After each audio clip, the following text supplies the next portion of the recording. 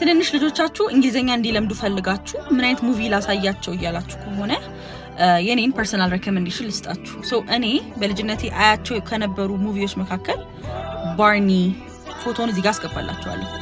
ባርኒ 90s ውስጥ ይሰራ የነበረና early 2000 ላይም ይሰራ ነበር። ሚኪ ማውስ የድሮዎቹ መሆናቸው ሜክ ሹር በ80s በ90s በ70s ሜቢ ራሱ የተሰሩ ነበሩ። እነዚህ ሾርት ሙቪዎች አሉ። አሁንም ፎቶ አስቀባላችኋለሁ ከነ ታይትሉ።